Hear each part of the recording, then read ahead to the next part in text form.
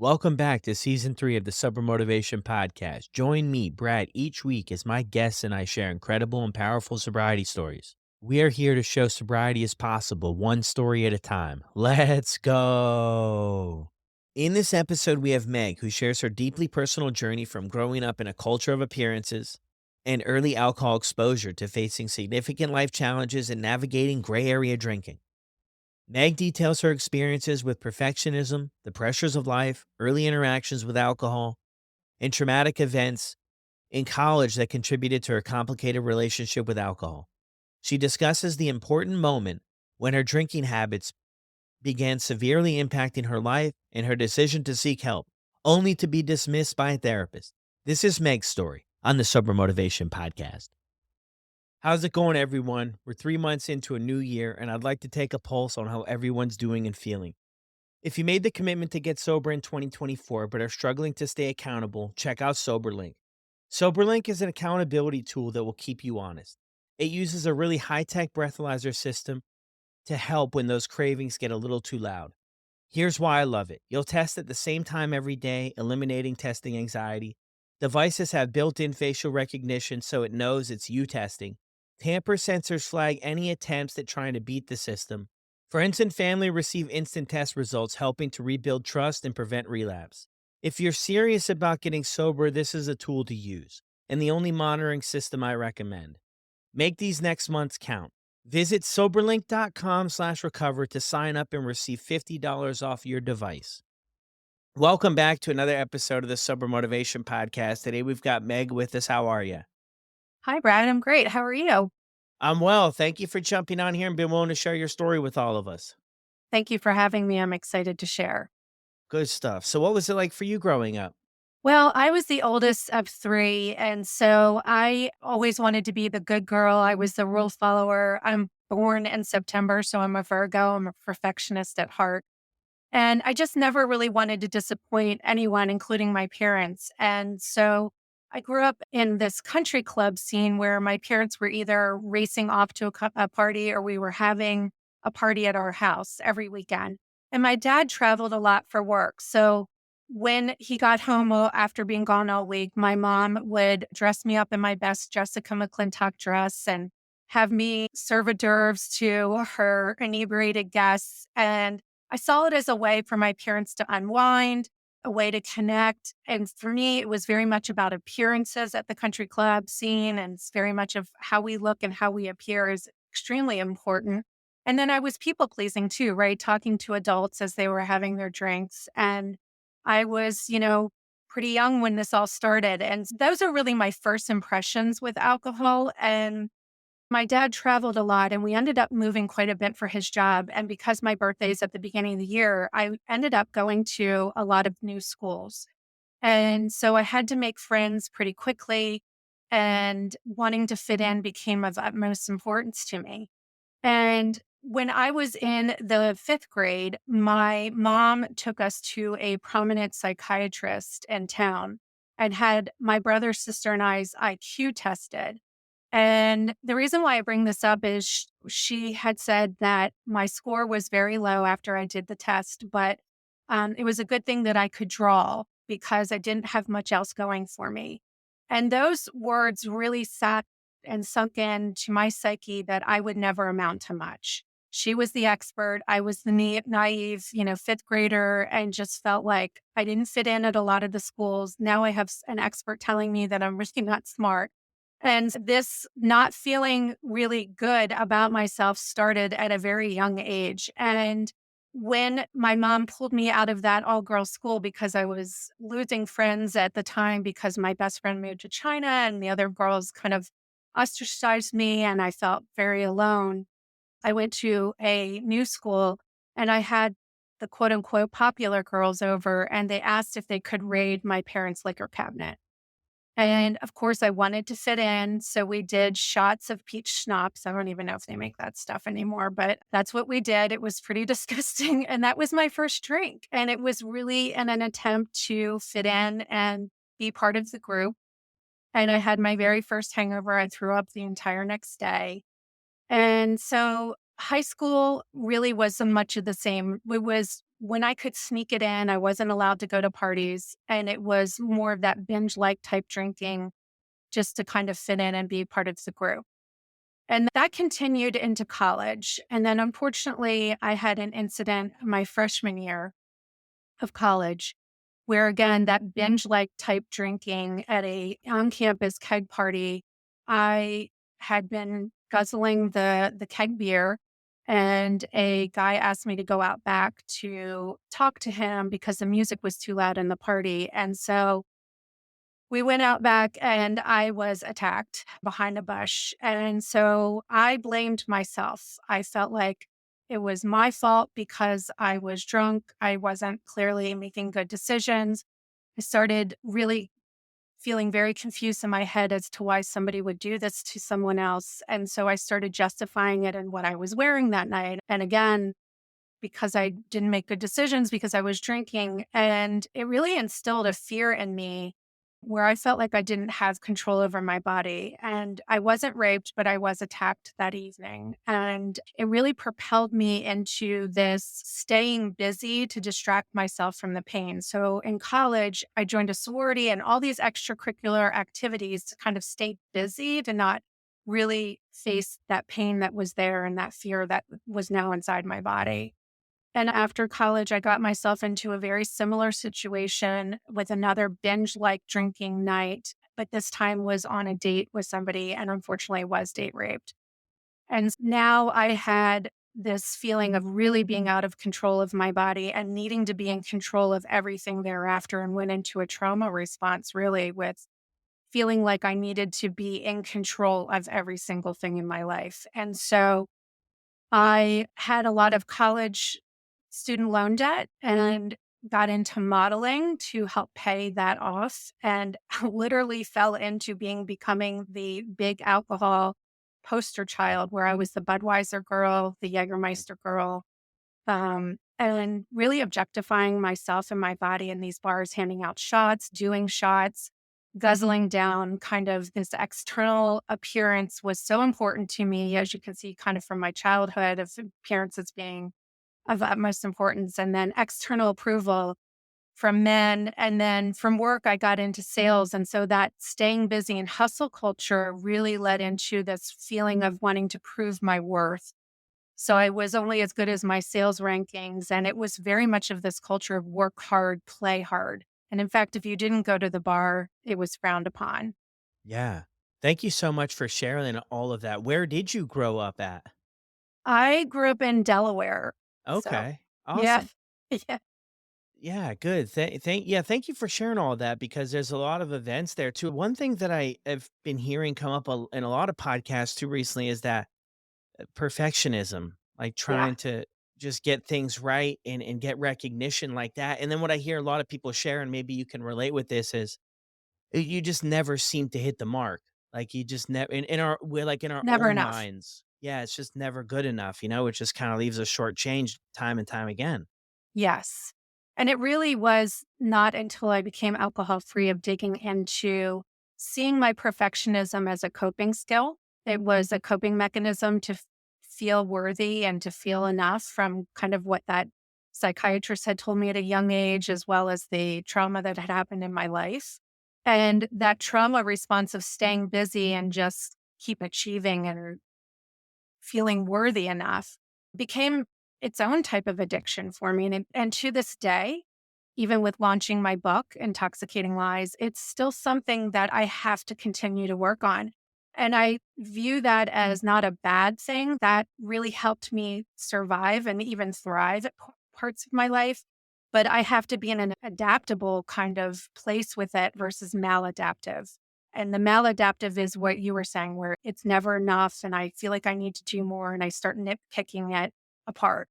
That's when I know, oh, headed into the bad zone here. I've got to go back to not resisting it, but saying it's okay that, I had to do those things and they did help me, and that they were a protector really for me. Yeah, that's so important to reframe it, to switch it a little bit.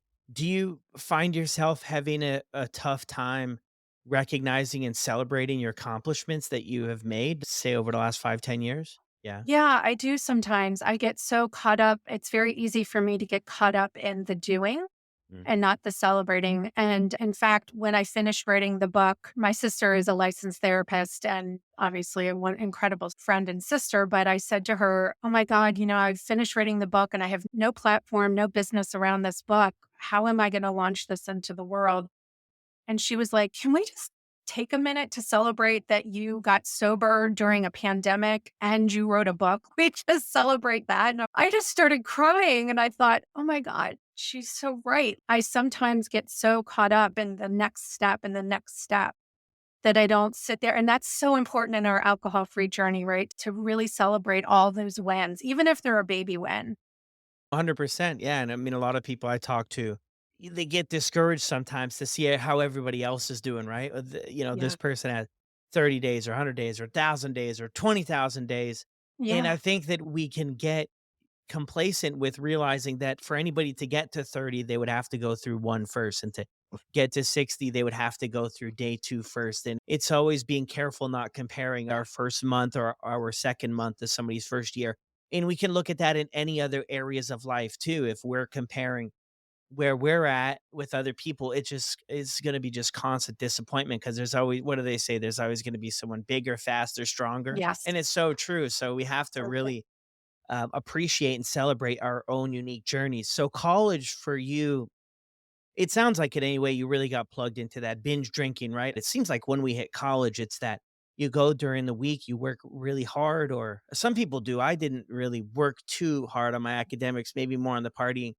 But some people work really hard on the academics and maybe a part time job, and then the weekend comes. And at first, I think some of us are able to maybe keep it on the weekend, and then the lines get blurred, right? You've got the Yeah. Monday night specials, and then you've got, oh, I won't drink on Sunday, but then the specials and the Thursday night, they've got another name for that. And it just kind of Yes. all becomes one. What was that kind of your experience? Oh, yeah. It was like the beers were 25 cents on Tuesdays till the first person went to the bathroom. And so everybody's like trying to block the bathrooms. And it's like any excuse to drink. It was $2 at my college got you into any party. And then being in a sorority, there was constantly these different themed parties going on all the time. And so there was always a reason to be drinking and always, like you said, it just normalized though that binge like drinking. So it was really where it's expected, right? It's like doing these shots and these keg stands and all these party, type of antics become like, oh, right, this is just another Thursday night. And, I'm going to start the weekend early. And like you said, and then the lines get blurred and it starts earlier and earlier. And we laugh at these things and we think that they're funny. And that's where we normalize a lot of the jokes around it. And that really led me into the mommy wine culture, thinking all of that was funny. I bought Mm. the tea towels and the t shirts and all of those things. And I have a whole chapter about it in my book where it really was the societal permission slip to say, parenting is hard and I need a place to escape and check out. And so I Mm. think, we do that in college. It starts in college where it's like you said, we either working or studying and we want a place where we can kind of let loose. Yeah, it's so true. And I've heard that story before too, where the college idea kind of got some people ready, moms especially, for that next level of things. But you're right in so many ways. I think it's that foundation. And I don't know if it was your experience, but it was mine. It was celebrated, right? To push the limits and take it too far. It was like heroic in a sense to say, "Oh, Mhm. there's that guy, crazy guy." And for me, I loved that because I always struggled with fitting in, and I always felt different, and I never did well with the academics. So if I could get some recognition or be noticed, I went all in on that. I went all in on it, and then what I figured out was later on is because I'd always socialized drinking, it was so uncomfortable to socialize any other way. So that just Right. was like, this is how we're gonna do it. So you get out of college, you graduate college, you're moving on with things. How does the next phase of your life look? Like that after college, you get into working and stuff like that? Yeah, I fell into sales and I really felt like, yeah, again, that my rankings were it equaled my worth. And I just felt like I was what I produced. And so I, again, was getting just like you were saying, we get praised for our drinking antics and then we get praised for the success that we have at work and these sales that I was achieving. And so I really fell deeply into just the hustle culture and the grind culture. And that's exhausting in and of itself. And so, again, just like we were saying, it was like I was looking for a place to just let loose and not be in control. I was really focused on controlling everything in my life. And we all need a break. We all need to rest. We all need a place to check out. Right. And so for me, that became the mommy wine culture. I met my husband in sales and we got married and we had 2 kids. And that was really at the center of our marriage was drinking. It was we would get the kids down for bed and open up a bottle of wine, and that was our time. And I remember rushing through bedtime stories with the kids so that I could get to my rewarding glass of wine. The problem was that mommy wine culture really kind of set me up for when life threw 3 big challenges my way, where my husband lost his job and I became the primary sole income maker. My best friend's husband was unexpectedly diagnosed with cancer and then passed away unexpectedly as well from Legionnaire's disease. And then my friend came forward and told me that she had been sexually molested and would I be her safe person? And that brought up all of my stuff that I had not dealt with. And so now that binge or just recreational type of drinking on occasion became a nightly medicinal use for me. And it was kind of the way that I did escape from the madness of my day was in a glass of Merlot. Yeah, those are 3 very big events. Explain what you mean by that nightly medicinal use. It was like I was so overwhelmed with these 3 life challenges, and I had a lot of anxiety. I, of course, didn't know I was increasing my depression, but I was depressed about them as well. Mm. And we just don't have the earth school that teaches us how to handle all these things when they come on. And so I would be crying most nights, and my husband would come in with a glass of wine because he didn't know what to do for me either. And so it was this self care. I deserved it. I needed it. It was like my reward at the end of the day. And what I didn't realize at the time was that I was adding to my anxiety, increasing my depression, making my stress worse. I just had no idea. But it was the only time that I was literally allowing myself to kind of decompress and shut off the mental chatter that was happening in my brain from all these things.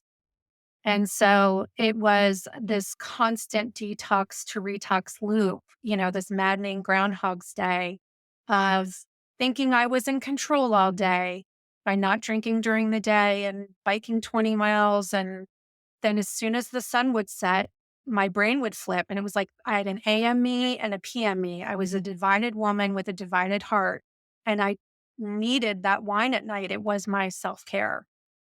Yeah, you mentioned it was kind of an evening thing, but did you ever get to the spot where you were thinking, like, when you woke up in the morning, "Oh, I can't wait for the evening to get drinking," or this just flipped in the evening? The time that scared me the most, I feel like the hangover was just enough that I never really wanted to drink it during the day. Mm. And in fact, I wanted to believe I was such a control freak that I wanted to believe I was in control and that I didn't need it and all of these things. But when I no longer wanted my kids to do sports in the evenings so that I could come home to my rewarding glass of wine, that is when I realized I was no longer in control. This was in control of me. And that scared me. And that was when I was in therapy for these 3 back-to-back life incidents that I just mentioned. And I went to my therapist and I told her, I finally worked up the courage and said, I feel like I might have a drinking problem. And I told her all this back and forth tug of war in my head. And she told me, nope, I just think you're thinking about it too much. And so her ill advice kept that gray area of drinking going for 2 more years. And I Yeah. really felt alone. I felt like something was wrong with me because my drinking looked like my friends. When I would ask my family or my friends, do you think I have a drinking problem? They would be like, no, you drink just like I do. There was no external consequences. There was no rock bottom. For me, the rock bottom was when I didn't want my kids to do sports in the evenings anymore, that I had to have it at 5 o'clock. So when you ask, was I thinking about it? Of course I was thinking about it. I wasn't drinking during the day, but I couldn't wait, right, Mm, for that reward in the evening. yeah. Interesting. A few things I picked up there that were interesting, even with you said it was a therapist you were seeing, right? Yeah, And then they mentioned that you're thinking about it too much, and it's, "Yeah, that's why it's a problem. I'm thinking about it way too much." I always go back to this thing, right? Is to where when people ask, right? Because 'cause I've gotten thousands of messages over the years, when people are asking, "Do I think I have a problem?" They might lay out a little bit of their situation. Do I think I have a problem? I don't know if somebody else does, or who am I to say? But what I do think makes a lot of sense is that if you're thinking that your life could be better or that there might be a problem with this, there probably is, because I know people in my life who they have the occasional, and their wheels are not turning. Their wheels are right. not turning. It's their life goes on, and maybe they'll drink again in another month, and they have a big stock of stuff that they never touch, or that, you know what I Yeah, mean? So I'm like, if you're to a spot where you're thinking, "Hey, maybe there's something better out there for me or not drinking," it's, man, you know what? There's probably something to that for sure. But it's also interesting too that you mentioned that you talk with other people around you yeah, about, hey, maybe there's something up, right? Because I've heard this too before, and it's an interesting thing, because if we drink like the other people, and I go to them and say, "Hey, like, I think something's going on here. I think maybe I might have a problem," or however we shape it up, and then we're kind of like a mirror, and they're like, "Oh my goodness, I don't want to go there, man. I don't want to go there." right. Um, And it goes back to what you said earlier about the comparison trap that we fall into, which is, we'll always find somebody that drinks more than us. And there's so many different shades of gray in the gray area drinking category. I mm, couldn't find any books on it in the time. That's why I wrote my book, because I was like, oh, I want to read about this specific spot on the alcohol use disorder spectrum. And in 2019, I couldn't find anything. But stopped listening to all the external opinions of whether or not I had a drinking problem or not, and listened to that inner knowing, like you said, that was questioning, that was wondering, that was thinking about it constantly. That was enough to, thankfully, wake me up and do something about it. Because mm, if I had gone and just listened to the experts, I mean, that when I would work out, they would say, sweat out the toxins. It's okay if you're hungover. I've heard mm. doctors who say 1 to 2 glasses of wine a night is just fine, right? We have these permission slips that are handed out all day long in our pro drinking society. And for gray area drinkers, it's really confusing, because you're like, wait a second, I'm questioning this, but everybody else is telling me this is normal and just fine. And if you have to listen to yourself. It's like you said, it doesn't really matter. What matters is how you feel about it. And that's so powerful. That's what it all kind of comes down to. But I think the other side of this too, and is that when we're wrapped up in it, part of us wants to not be wrapped up in it, but another part of us gets so comfortable and so used to the relief that it provides that we Mhm. kind of defend it a little bit. You know what I mean? So it's, hey, if this doc says 1 to 2 a night's great, like, I'm running with that article. I'm not looking at the one below it where it says that this is not maybe what it was said to be before, or that it's bad for us, or that it does this. You know what I mean? So it's So it's true. that sort of thing too. I'm wondering, to go back a little bit in your story, right? When you talked about not wanting to do the sports in the evening with the kiddos, was Yeah. that like a conscious thing that you connected the dots on? That, "Hey, I want to avoid the sports because I wanna drink?" Yeah. Yeah. I think I caught myself upstream, right? If I had stayed in that place, I would have probably hit a rock bottom, right? It's a one-way drinking highway. I was headed the same place we're all headed on it. It scared me enough, as somebody who likes to be in control of everything. I realized I now was in a place, because I took that permission slip that you just mentioned from my therapist and said, oh, okay, well, I don't really want to deal with this. And I do like the way that it makes me feel in the evening. So I'll just stay with it, But that inner knowing, that inner voice kept pleading with me, please do something about this. Where I'm so sick and tired of feeling sick and tired. And so it really wasn't until I listened to myself that I started exploring online private programs. I was just really sober curious, and I did not want to break up with alcohol. I just wanted to kind of rein it in. Like you said, I still wanted this in my life, and I wasn't sure how to keep it in and not be thinking about it all the time like I was. Yeah. Interesting that you're able to connect those dots. That's kind of the spot I think a lot of us get to. We hit that spot where we wanna quit, we don't know how or we can't, Mhm. and then we get into this phase of curiosity. I mean, more recently, there's that term, sober curious that, "Hey, maybe this is something I could check out." But I mean, it is so interesting that even with all the damage that's done, and I'm with you on this, that we still wanna keep the dream alive, and I always go back to that first time that I ever got into drinking, I just felt on top of the world. I went to this party and I felt on top of the world and everybody loved me and it was the coolest thing and everybody wanted to be friends. And I never really had too many experiences like that. And what I realized looking back is my old drinking career life, I was trying to get back to that one spot where Yeah. everything just lined up. And then what I realize now is that I never got back there again. I never felt warm and fuzzy and loved like that ever again. But I was trying to find it, that level of acceptance with others, with myself. And then it just became a nightmare, but it's a thing that's sort of the process, that I think a lot of us kinda have to go through You have to something kinda up. try a couple times too, like, I would quit for 2 weeks Yeah. at a time, but I could never quit them more than 2 weeks. That scared me. So it was like little things of trying things like, "Oh, I'll only drink tequila because I'll just sip it and then it won't be so much." We Mm. start putting all these moderation rules and guidelines around it to keep it in our lives. And what we end up doing is making that mental bandwidth even worse, right? Because we're how many I can have and when I can have it and what kind I can have and only on special occasions. And it really goes back to what you said about the people who just can take it or leave it. They can have loads of it in their house and just maybe have one on their birthday and, split one with a friend. It just, they could take it or leave it. And for some of us, it shifts. Alcohol is slow and insidious, and over time, it starts shifting into our lives where it starts taking more and more control. And I think because we do get that, like you said, that social lubricant from it, where we feel good at the party, we feel like we can talk to other people. We have that so-called courage in a can, which is another intoxicating lie.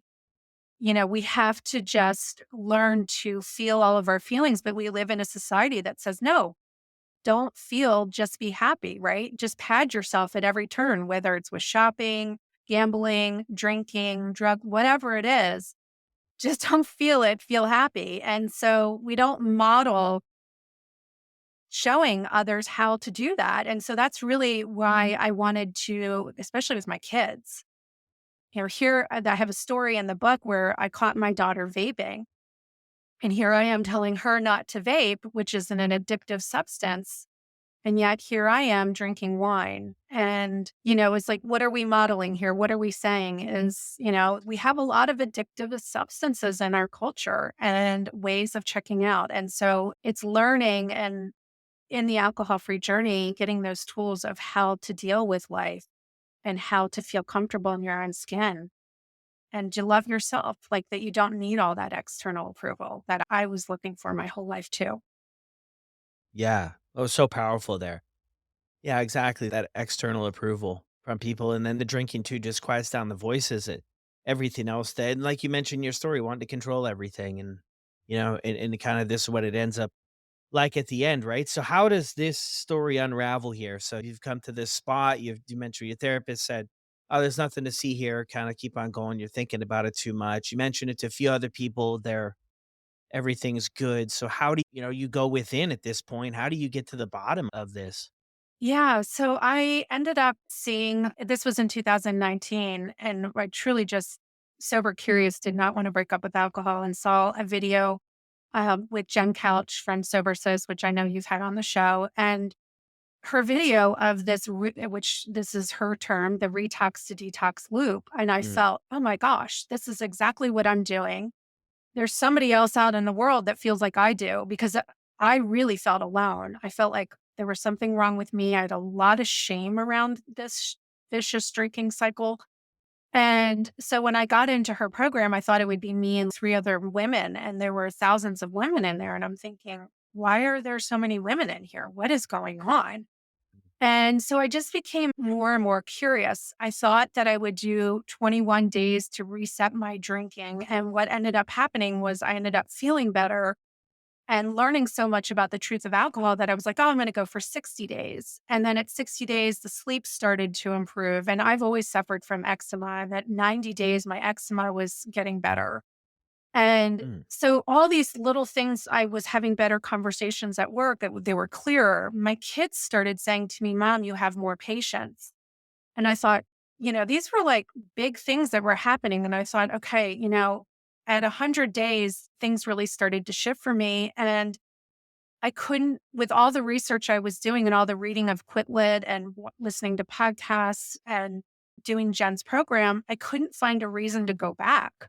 And so I started journaling throughout this entire process. And I was sharing it with the girls in my group. And they were like, you really need to write a book about gray area drinking because other than Jolene Park, who is, the leading authority on gray area drinking, and she really put it on the map, I just could not find any books on it. I couldn't find anybody really talking about it in 2019 and other than those two. And I really resonated with it. And I felt like, my God, there's so many people in this space. We have mm, got to start talking about this. And now yeah. we're that, like you said before we got on the call, this is mostly what you're talking about because there's so many of us trapped in this space. Yeah. No, beautiful. Thank you. Yeah, I love Jen. Had Jen on the oh my goodness, it's been I don't even maybe a year ago, maybe not that long, but it's incredible in that sort of punchline there too about just kind of going in circles of the same stuff over and over again and expecting something to change throughout that while further getting into the hole, right? Because alcohol is a addictive substance. I mean, highly addictive. On any list I've ever checked, if you just Google, addictive substances or addictive drugs, I mean, it's usually top three. Right. It's Yes. up there with heroin, tobacco. So the longer you stick around, it's you get hooked on it, you know what I Right. mean? It's just It's kind of the not. way it's gonna play out, and it's interesting too because you mentioned that thing. You don't really know when it's gonna turn on you, you know what I mean? Because like, with me and my story, things were alright. It didn't start out terribly bad. It didn't start out as this huge problem. It was pretty cool. I thought it was pretty cool. My folks may disagree because there was some consequences, but it was alright. It was really manageable. And then at a time when I couldn't even tell you, everything flipped. Everything changed, and it Yeah. was like my best friend one day and the next day, and that's when we want nothing more to quit and we can't. We Yeah. get to that spot where we can't. Did your husband ever mention anything to you about, maybe you should quit or have a look at this or No, in fact, he was drinking on par with me. And like I said, it was really at the center of our marriage and our connection. That was the biggest and hardest transformation in my journey, the slowest, was finding new ways of connecting with him without alcohol. And I know this isn't the case for most people, but he ended up joining me on my journey several months after I quit. I think he saw the improvements I was having in my life and he quit. And he has a couple health issues and they all got dramatically better. And so he was then like, wow, there is something to this. But when I had first started, he was like, is this like a forever thing? I mean, he knew I was just sober curious and that I was not going to break up with alcohol. So I think he thought I was just going to do this reset and go back. mm. And then I kept going. And then he kept watching. And then he joined in, which I feel very blessed to have that support. I know most people don't. And that's why in my book, I talk about other women in my group who had spouses that drank, because I think for the majority of people, that's the case. But I do hear the majority of people say that the spouse cuts back, even if they're still drinking. They usually cut back on the amount. So you just never know the impact that you're going to have when you make this choice. Yeah, that's true. So when's his book coming out? Well, he actually came up with the title Intoxicating Lies, so I have to give him credit for that. Oh, look at that. That's awesome. That's so powerful. People close to home will definitely see how things are changing. I mean, that's so cool too that your kids. I'm just wondering how old they were when they told you this, but you have more They're patience and teenagers these now. Yeah, they're teenagers. teenagers now, but, I'm 4.5 years. So when I made that choice, I think my daughter was 11 or 12 and my son would have been, so 10. So they had seen drinking mom. They knew the mom who, when life got tough, mommy's sanity juice, she needed a glass of wine. And now my son, when I come home from work and I've had a stressful day, he'll say, Mom, do you need to go for a walk? And that's amazing, right? So they've gotten the right messages now of you don't need to have alcohol to have fun. We have a lot of conversations around that. My daughter is at the age where drinking is definitely happening. And instead of coming at her with fear and don't do this, it's more of a curiosity as to let's talk about, did you think this made you funny? And how did you feel the next day? So there's a lot of questions that we talk about. Yeah, just to build that awareness, right? That's the important part, to support the awareness growth, and asking questions and everything like that is so important. I just think Yeah. it's so interesting too, even that they noticed the patience thing. And I'm sure that there's other stuff that was recognized as well. They're slick. I mean, mine are not that old yet. My oldest is 6, and I have a 4-year-old and a 2-year-old. But even at that age, if we go places and stuff like that, they do realize, they do pick up on the things, Yeah, different they're ways that watching you. people are. Yeah. Yeah, and my daughter, and so she's 17 now, but what's so cool about going out to restaurants is we'll try mocktails together. So she'll be like, "Oh, I want to try the blueberry mojito," and of course there's no alcohol. And I'll say, "Oh, I'm going to try the strawberry breeze." And we have a really good time. And I'm trying to show her you can go out and have a really good time, be part of the festivities, Mm, and you don't need to have alcohol, right? So she's watching. And yeah. she's seeing that, and so is my son. So I think, you just never know who's watching you, but your Mm. kids definitely are. They Yeah. definitely are. Yes. Yes. 110%. Okay. So 4.5 years, did you mention? Yes, 4.5 years now. That's incredible. Great job Yeah, there. And thank it's you. so interesting, right, that you went into this, because I think a lot of us go into this, right? We're curious. We want to see, we want to just kind of dip our foot in the water and see what this is all about. And after 21 days, you're already starting to recognize some benefits in your life that you're like, maybe I'll carry it on for 90 days, or I'll just keep it going. And then when you get there, you're like, okay, this makes so much sense. It really starts to make less and less sense Yeah. to try to moderate this. And then I think if most of us reflect back on our previous journeys, whether we were conscious or not conscious about it, we Mhm. tried the moderation. We tried, Yeah, you mentioned we try to cut back, you try to switch to the drink, or you yeah. did this time or that time. You know what I mean? We tried all these tricks. We tried every one out of the bag. And every time, maybe it took a couple days, but we usually ended up back to the same place we were, wondering what happened. So how were you able to really get into that first week? What really helped you? I mean, I know you were doing the course, but what else really helped you? Was it connecting with other people? Was it just learning new stuff? I mean, what was so helpful for you? It really was both. The community was incredible. I told you I felt so alone. I suffered silently and internally for a long time. And so to have other women say, "Me too," and I feel exactly like you did, and I thought something was wrong with me as well, just immediately made me feel like I was part of something that was bigger than myself, right? And just, oh, wow, there's so many of us out here that are suffering from this. And, I just realized that the big alcohol industry wants to make us small, quiet, and think that we're the problem. And it's the problem, right? It isn't our fault. It is our responsibility, Laura McCohen says, to do something about it. But it really was community. And then I was reading This Naked Mind by Annie Grace, and just all of the truth about what alcohol is and what it was doing to my body Mm, and my mind and my spirit. I just was like, what am I doing? Why am I doing this? Why am I having quercetin with my kale salad? Why am I using a depressant to celebrate the wedding? Why do I think doing drugs is okay in front of my kids? Like I started asking myself these questions of what it truly was, and none of it made sense. yeah, no, those are some really powerful ways to look at things, especially when everywhere, even on the topic of the mommy wine culture, I've taught with a bunch of guests before about this, and I've seen all this stuff myself. You go into the souvenir shop, you go into the store, the t-shirt store at the mall. This is all the stuff printed everywhere, is that this Yeah. makes parenting easier.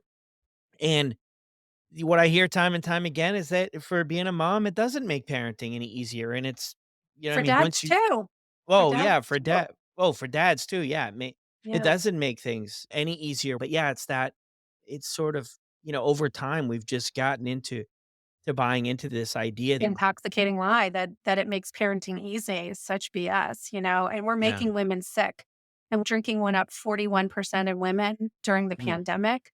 We're dying at a faster rate because we metabolize alcohol differently than men. So this is a real epidemic for women.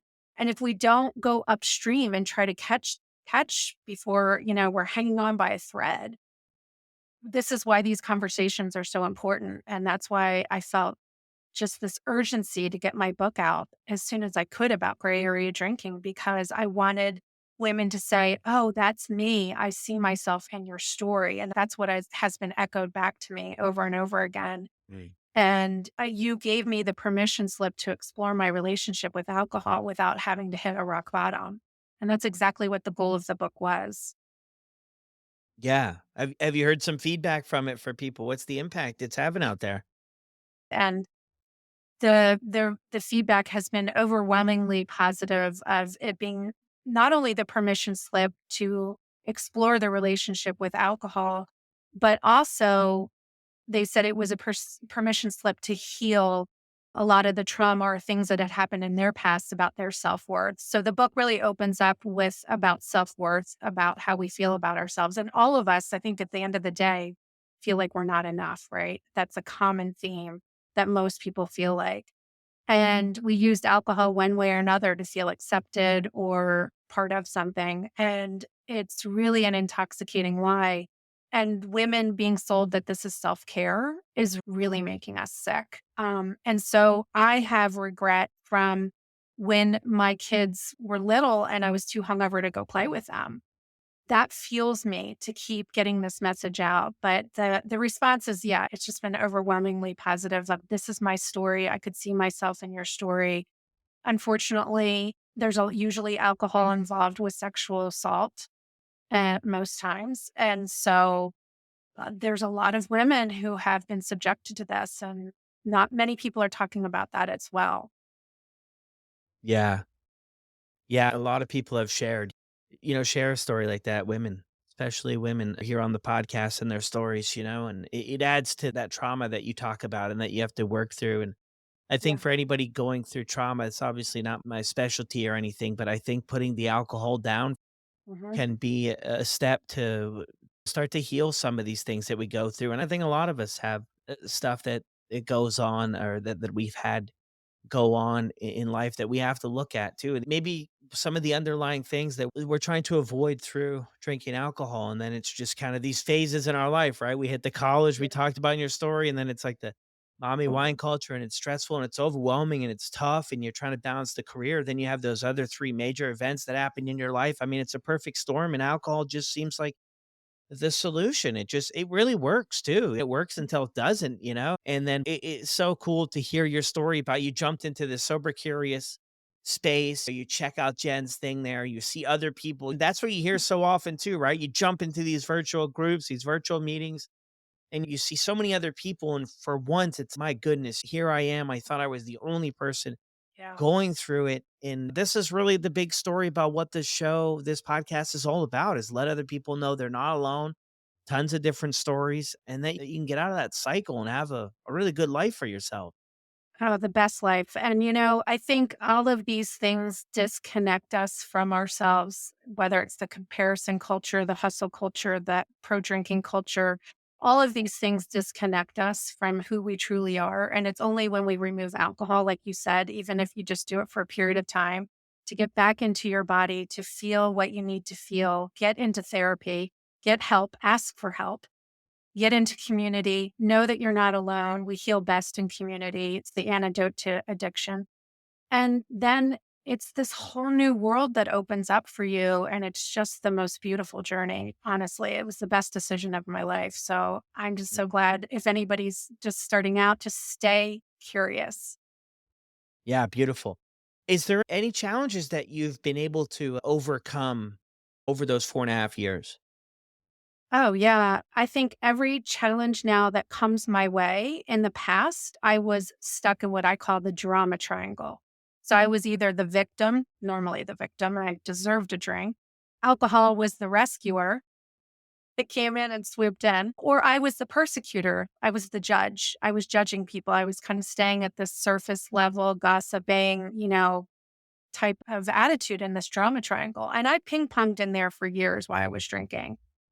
But now that I'm out of that, I am in the empowerment triangle, which is this is all based on a book called TED, The Power of TED by David Emerald. And what it is that everything that happens to me now, I get curious about it, just like I did in my alcohol free journey and say, wonder why this is coming into my life. I wonder what it is here to teach me.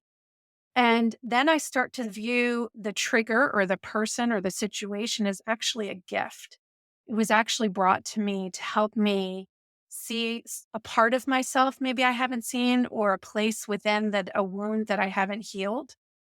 And so, I mean, I could sit here and list so many things that have happened, but whenever I feel triggered now, I stop and I get real curious of where maybe in my past that little girl wasn't seen, wasn't heard, wasn't loved, wasn't validated. Go back, give her that love, give her that support, and then say, wonder how I could reframe this, reparent this, and move through it. So every time and so like this work, right? The work of always feeling like I need to do more. My life coach was like, it's just going to keep coming up. But every time you step in the water, you step in a different place. You look at it from a different perspective. You learn a little bit more about yourself. So it's this repetitive letting go, but with more ease, right? With more flow. Do you find that too in your journey? Yeah, no, I think that's beautiful. Yeah, I mean, getting out of that victim roles, I think, is number one, right? Because there's no solutions there.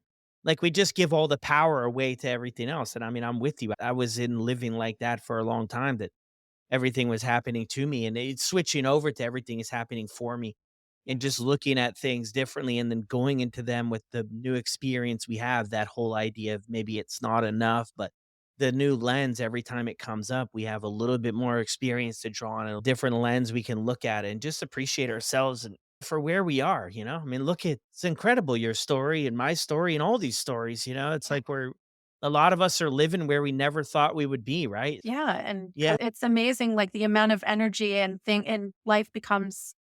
I'm not saying it's not hard, it's definitely still hard, but it becomes more technicolor and more awe and wonder and more flow versus Yeah. feeling stuck all the time.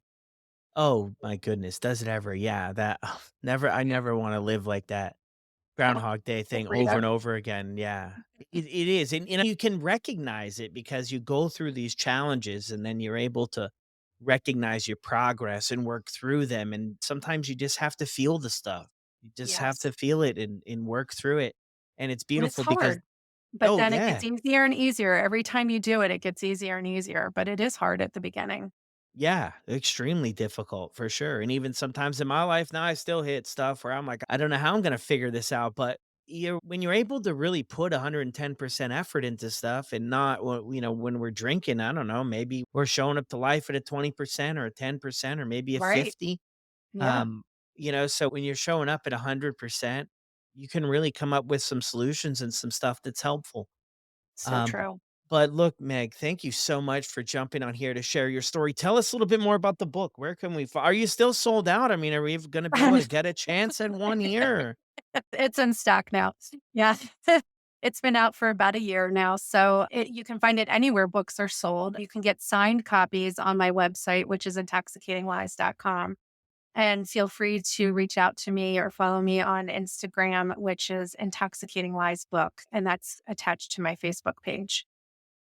Okay, beautiful. One Yeah. last question for you before we skate. What would you say to that mom who's in that spot that you used to be in if they're listening to the show today? Just to give yourself so much compassion. I know there's a lot of shame there, and it's not your fault. It is your responsibility to get curious. I would recommend getting into a community where you can find people with similar stories to yours so you don't feel alone, and ask for help and get help, whether that's through podcasts, Quitlet, coaching, whatever works for you. But it's important that you try not to do it on your own because it's really hard to do on your own. I tried it myself many times. And so just stay curious and stay compassionate. Beautiful. Thank you so much. Thank you. I appreciate you having me. Well, there it is, everyone. Another incredible episode. Be sure if you enjoyed this episode, you're able to connect with any parts of it, to send Meg a message over on Instagram at Intoxicating Lies Book. Let her know what you thought. Let her know you appreciate her coming on the show. It was so powerful that she had mentioned about the community aspect of things. That's why I think it's so important that we all get plugged into a community of some sort. And I'm so proud to be part of the Sober Buddy community and host meetings over there and just get to meet a bunch of people who enjoy the podcast and listen to it, see them grow. We've been running virtual meetings for over a year now, and some people have been there since the beginning, doing incredible things, working through this and improving their life and the lives of people around them. I get so many messages every day about people who want to get sober. And it's so tough because people have tried things one time or they checked it out and it didn't work. So they just run with that. The willingness is not there for many people, to be honest with you. Just not willing to step outside of their comfort zone to see what could help them, to plug into something different. And I can relate to that all so well. I kept doing the same things, expecting different results, only to get the same results time and time again. It's just how it went. And for a lot of people, that's just how it goes until we try something different. So, like I mentioned in the previous episodes, I'll drop the link in the show notes of this episode, give you a 30-day free trial to the Sober Buddy app, and you can connect with over 40 meetings and just meet a truly incredible community that cares, that will help you, and will show you the way. And I hope to see you over there. And I'll see you on the next one.